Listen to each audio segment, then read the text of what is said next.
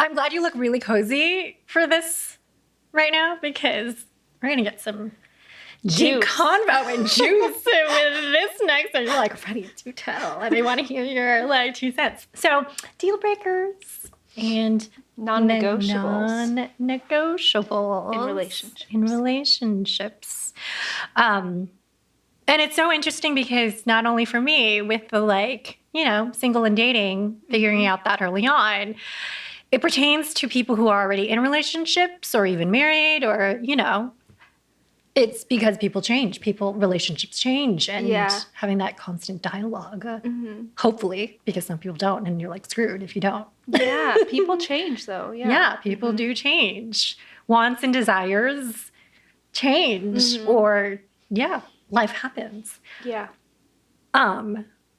So I will start.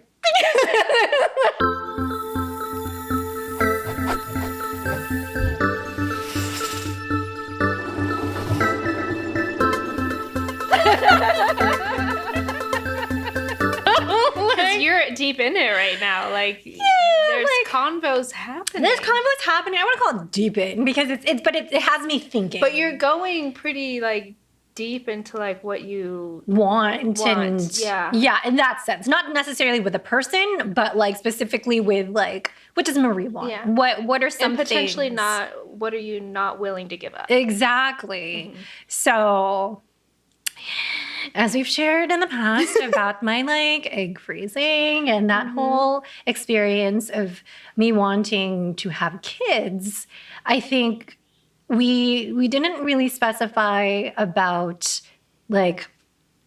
especially for me because I'm single, of being with someone who I deem as the right person to share that experience with, because I think I've toyed with the idea of okay, maybe I can do it by myself if I don't find anybody, or if I'm not in a relationship by the marker that I want to have a kid by.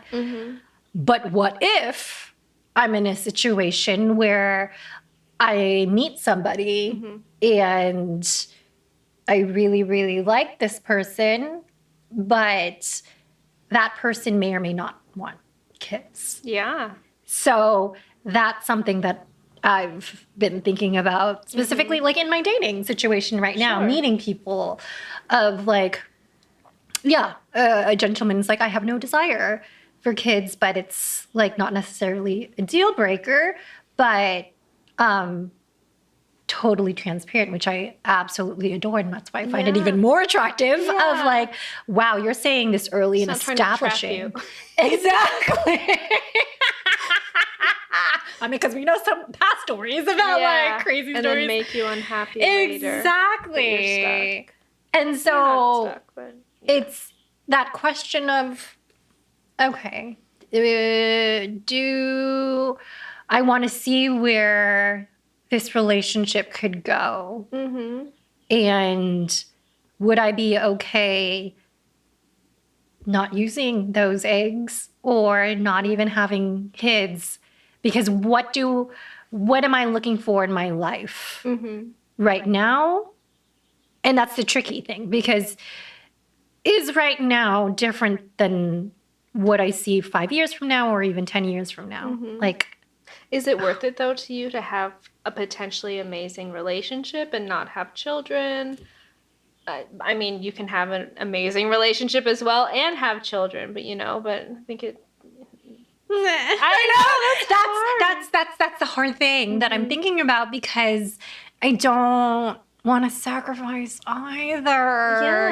But if you meet it, I feel like it's so hard to come by to meet somebody, and I'm finding this as I'm maturing, so to find somebody that you really connect with, and I want to grow old with you, or even not even thinking that long term ahead of just wow, I really connect with you. I don't know if that's considered sacrifice if you're debating whether or not okay, there's this other aspect of me that wants kids, but again, it's almost this negotiation Sure. because I want both. I want to have a relationship, but I don't know if I want to have kids without a relationship anymore. Because thinking about it, I'm like, can I do this on my own? I don't know. It's a lot. Especially because I'm an artist and a teacher. I don't make the big bucks. I definitely can't do it on my own. Like right now, especially, absolutely not. I would not want to put myself in that situation. No, I get it. That's a lot. I mean, but you wouldn't be alone. You'd have family, but I mean, it's different. It's different. Like, yeah. They're not going to be there morning, no, noon, and they're night. not. I mean, and they still have their jobs. You know, and my parents still work. Have their lives. They still have their lives. Like, yeah. Like, I want my parents to live. Like, and I don't want to move sacrifice so much for us. Right? Like, I want them to live their life. I don't want to move back to the Bay either. Like, I want to live here. You know, and if it were to work out that way, I would have to move back to the Bay. Like, my life would dramatically change. Sure. And I don't know if I'm in that place of wanting a child that bad to move back home. I don't think I'm there. So how do you decide? I don't know, Stacie. I mean, do you just like... I mean, I think it's great that this person was like open with you so that, you know, you can make the decision. Like, you know, going forward, you know, it's not like a question mark. You know, with other guys you've dated where like they're not... they don't fully tell you, like, or they like everything, or are wishy-washy, or go from one statement and then going complete 180 and saying, nope, after 3 years, what I said was false. Ugh. Uh-oh,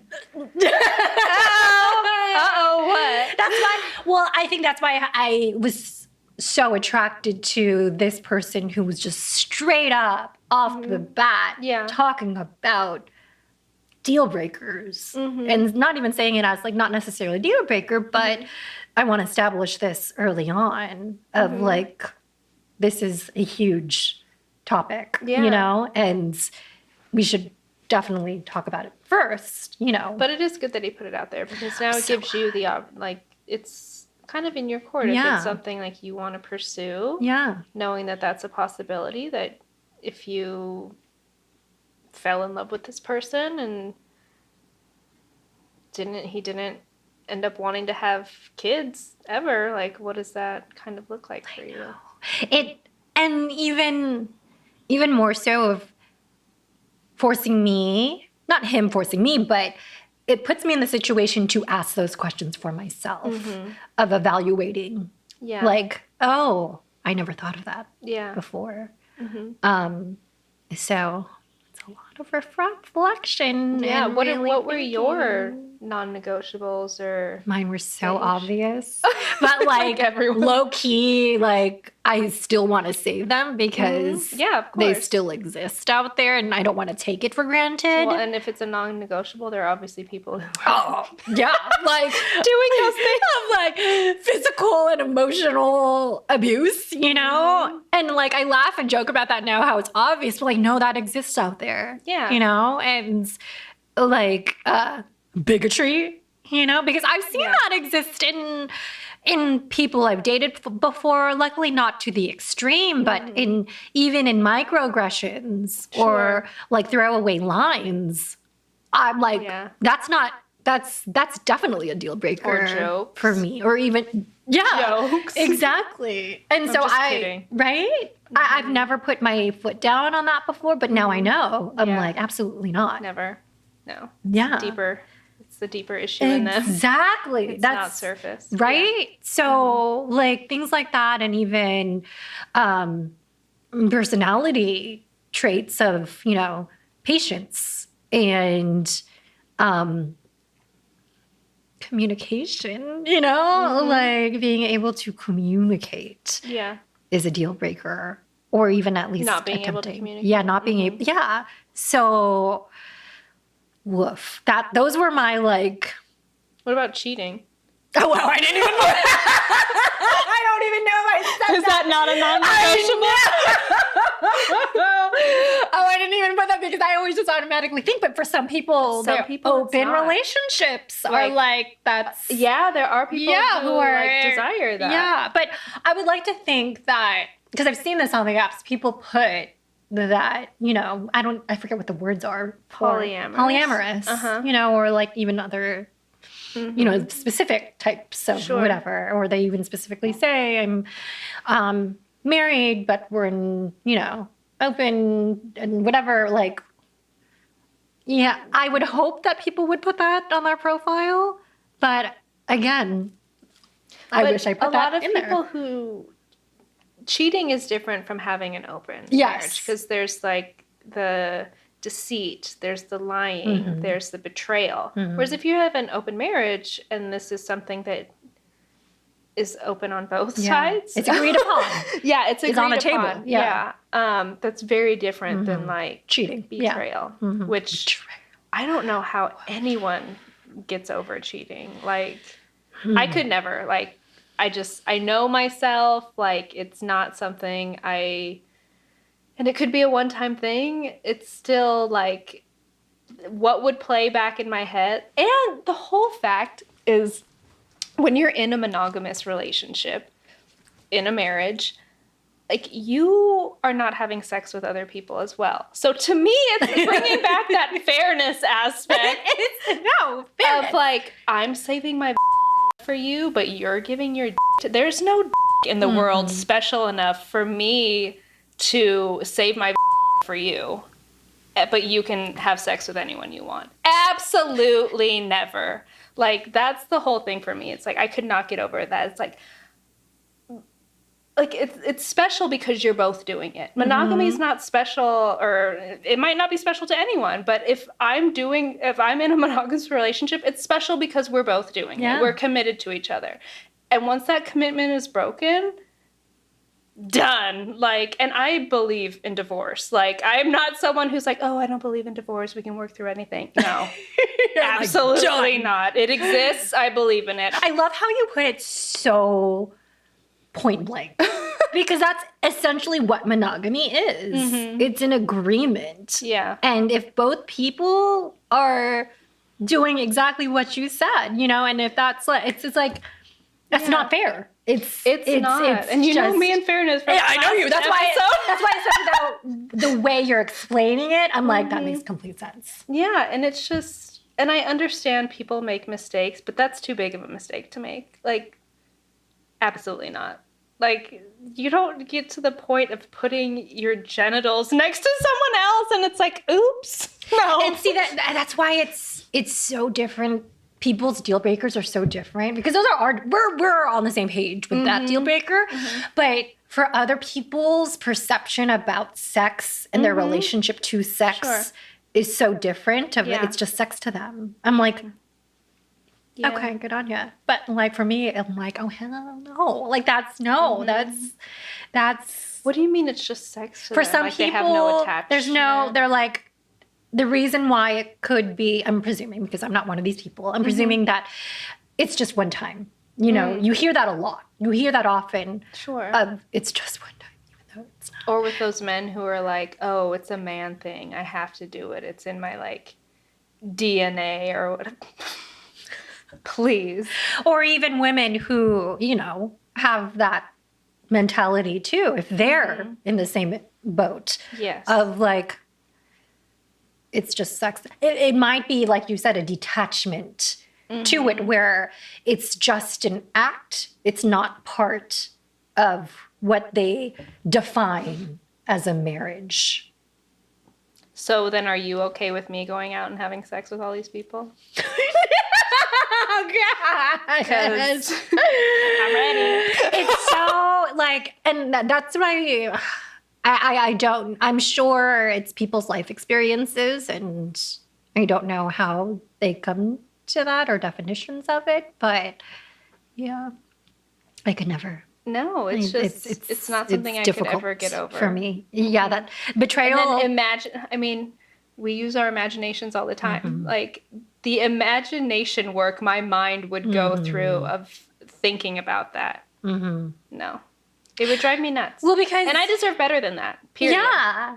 And, I mean, there's the whole ideas of betrayal and what sex means to us. Are you a Pisces also? Aquarius. You're Aquarius. Do you know, like, because I know, like, I'm not really into, like, zodiacs or anything like that. I have no idea. But, like, it's interesting to see what they have to say for, like, certain, like, issues and topics. And I'm like, oh, no, that's actually pretty accurate of, like, for Pisces at least, of, like, how I view sex, of it being a deep spiritual connection. And it, like, having that experience is, like, sharing that with somebody special is just, you know, that it's a spiritual experience because you feel more connected. Yeah. And so and you can have sex and not have that. Like, I totally it's possible to do that. But I think for me, but if I'm in a committed relationship, yes. And when that's broken, again, the betrayal. Like, betrayal is such a strong word. It's more than cheating. I think, like, betrayal is, like, goes even, like deeper. Like, committed to you. Like, only you. And same with my husband. Like, he should not stay with me if I ever cheated. Like, absolutely not. He deserves better than that. But I think it's, like, and I'm not saying, like, it's, like, it is the betrayal aspect. Because if, you know, heaven forbid, like, Tysa and I ever got divorced or whatever, or weren't in love with each other anymore, there's ways to do that where you're not betraying someone to where they are, like, have PTSD from it later, you know? You part ways or whatever, but it's the betrayal aspect of it that's so hurtful. So that is definitely a deal breaker. Non-negotiable. I can't believe I just glossed over that and didn't even think of that. I know, because with how many people cheat out there, I mean. I know. And so that's why I've even had this, that's a question that has come up with, like, you know, asking people you're dating early on. I'm like, have you ever cheated? And yeah. Would you date someone if they said yes? I have dated somebody who has. Yeah. And you knew? And I knew. Yeah. And how was it? A lot for both of them. Like, one was I was in a relationship with, I think my earlier relationships were, like, and even somebody who I was just dating, you know. Both were like, it was when I was younger and it was stupid. You know, I think probably, like, early college, like that. So I think, not that I'm giving them a pass or anything, but I'm like, okay, do you, I further inquire of, like, okay, how do you feel about it now? You know, and is it something that you would imagine would pop up again? I know we can't tell the future or anything, but what are your views on monogamy? I don't know if I would say it like that, but I would try my best to gauge what their view is on cheating. But I think I try to give people the benefit of the doubt because I know I'm not perfect, you know? Yeah, of course. And especially when you're young and stupid. Yeah, I mean, there's, like, if you cheated, like, in high school, like, unless you've continued to cheat. Yeah. Yeah, I don't know. It depends on the circumstances. And I feel like if someone was, like, really a cheater, they wouldn't admit to it. Yeah, exactly. They wouldn't admit to it, or I would try to see if there'd be patterns, you know? Because I actually feel more comfortable with saying, someone saying, I did, you know? It was this one time when I was younger. I like to own up to it rather than finding out through somebody else, you know, later down the road and uncovering even more to that. But how much will we ever even know, you know, about somebody? Because somebody could just say one time and you don't know. I know. Trust is insane. I know. It's all about trust. Yeah. Are you, like, do you trust that person enough that they're revealing everything to you? Oh my God. Don't know. Yeah. Don't know. What were his other non-negotiables? That was the one. That was the one that hit you. No, that was the only one. Because like that's it. after I was just like, giving my like obvious ones, and then I think it was just like half joking of like no Nazis, no ex-convicts either, But low key, like, yeah, really. No love after lockup for you. Exactly. And then that's where it was presented of like, yeah. That's his only one. And so that's why I wonder if that had come up in previous relationships before, which could be possible, you know? And if that's like something very deep rooted in him, like that might be why that's the first thing that you want to establish. Yeah, relationships are hard. I know. And like, what is it? The compromise. It's the compromise of like, what are you willing to compromise? Because I believe in compromise. Like, I don't think when people say don't settle, I believe that too. But at the same time, settling and compromising are two different things. It's like, what is the compromise? Yeah. Versus settling for like, okay, that you're settling for something that's just like almost giving up in a sense where like you're not even going to be happy at all. And you're just, when I imagine settling, it's just like you're not living your life anymore and you're just not in a happy state. Whereas compromise is you still can find happiness. And I sat in on a staff retreat at St. Monica's.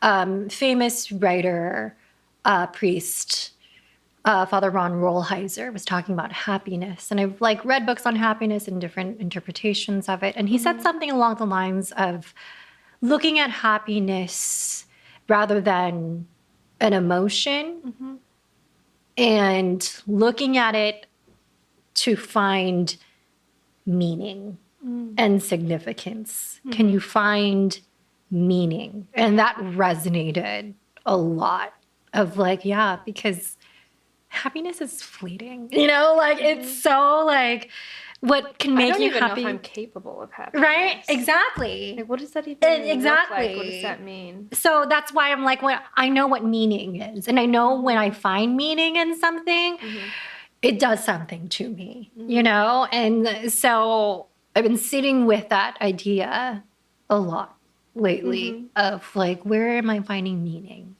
And I know that fills me. Yeah. So I think when I'm like assessing, lifing and decisions and compromise and relationships, like I try to go back to that of like, okay, meaning. A lot. Aww. It is a lot. And that's why it's just like always like I don't want to like make a decision that I'm going to regret, And what you said like in an earlier podcast is so spot on of like rather of wanting of how did you phrase it? You said it so well about having kids. Of like I don't want to regret. Say it again. Yeah. Say it again. Would I rather regret? I don't want to regret. Okay, so it was a comment on a TikTok post, and it was a woman who said, "I would rather regret not having kids than regret having them." Yes, exactly. Because that's huge for me. It's. Is that how you feel? You'd rather regret not having them than regret having them? Do you think you'd regret having them? I'm scared that, especially if I were a single mom, but even having a partner of like, I will not know what it's like until I'm actually in it, you know? No, you don't. I don't know. You're never ready. Like, and for me, it's like, I can't imagine the lack of sleep or not having sleep, like, and how you are supposed to function like that and keep this little baby alive and happy and content and safe. That is a lot. That's a lot. I can barely take care of myself. I know, like taking Perla out, feeding her in the morning. I'm like, God, this is such a chore. And I have a cat. She's self-sufficient, but even like taking care of her and like feeding her and like making sure she's okay. Having to like get up and breastfeed and their diapers or, you know, make them cute. Like I would look, I'm sure I would be one of those moms where my baby always looks cute and I look like I just came from a hurricane. And that's why, again, it always goes back to, I would definitely want to be in the right situation also to have kids. Like I would want to be able to have help because even with a partner, I know I still need help. Yeah. Besides my partner. And I don't think it's like, for me, it's not just like the help, but it's like I would love to see Tyson as a dad and like having that joint experience together of like raising a baby if we survive. God, it sounds so scary, just like seeing, hearing, watching. It's people. I mean, I'm very lucky that I've seen it firsthand with my sisters and best friend who even early stages of like the joys. But I will tell you, the times when I sleep over and I hear crying in the middle of the night, I am not going to lie when they get up at like 6 in the morning. Just I'm like, and it's not like, it's like, I'm like, I in my head, I'm telling myself, I'm so glad that's not me right now, having to get up in the morning. Did you watch Sex and the City? Yes. Because there's that, when Carrie dates Alexander Petrovsky or whatever, he doesn't want to have kids. And she, I think, is she telling Samantha or someone, she's like, I want to ask him the thing that, like, I know I can't ask him. And it's, do you remember this? Yes. Yeah, and she was like, will you love me enough to compensate for the fact that I won't have children? Woof. What a question. I know. And he can't answer that. Like, what does that, like, what does that mean even for And it's really like, you have to be okay with it. It ultimately has to be you. And that's, do you love yourself to be okay with it? So that's some Marie questions that I've been asking myself, you know. And it's funny that, like, I froze my eggs. Of like, but I feel like it's not a deal breaker for you because you're still willing to explore it with him. I am. I think if he's on board with that, but I think that's a deeper conversation to be had because it was explicitly said of like, I do not want to go into a relationship if somebody definitely wants kids. And so I have to be very true to myself whether I can answer that of, do I definitely want kids or is that an open possibility? So I go back and forth with that because that's such a tough decision. Well, Tyson and I are married and we still go back and forth on it. Like, married couples have to go through this do we too. want kids? Yeah. Do we not want kids? Like, we were in the car the other day and I was like, if we don't have kids, who takes care of us when we're older? And he's like, you're fucked, basically.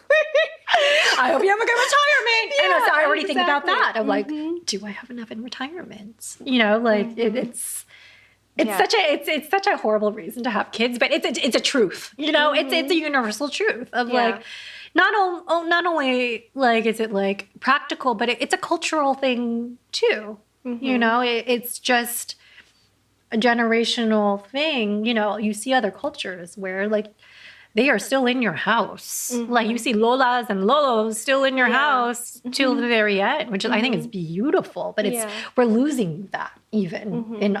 I see that. I mean, my parents own elderly care homes. You know, and it's sad to start to see people of color and even Filipinos in our facilities too. But I get it because it's just like, can you take care of these people the best you can when you still have to go out there and work yourselves? Especially if you have kids and like, yeah. So I don't know. We go back and forth with it, and I know we're running out of time, but it's a big decision. I see people having like 4 or 5 kids. I'm like, people still do that. Wow, that's a lot of money. They're not living where we live. I don't know. I mean, I know they live in like anywhere in California. Anywhere in California is still... I mean, not anywhere, but I mean, other places are a little bit cheaper. Yeah. But where what we want to do, you know, like that goes back to our other podcast. Like, it's a lot to consider. Finances where we are huge, time, or just like even like getting ready to leave the house, or being anywhere on time, or traveling. Like Tyson and I love to travel. Like that's our favorite thing to do together. And you can travel with kids, and we've always had the desire that if we had children to travel with them as much as we can, but it's just different. It's woof. That's a challenge. Yeah. Oh my gosh. Because if we had kids, I would want to show them the world. Like that's what I love about that as well. It's like, you know, experiencing something new through their eyes.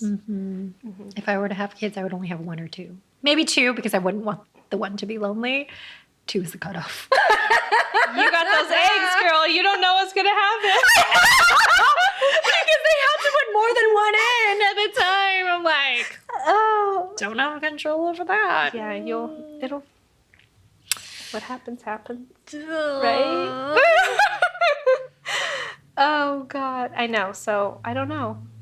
We're both figuring it out. It's still, to this day. Yeah. Still figuring it out.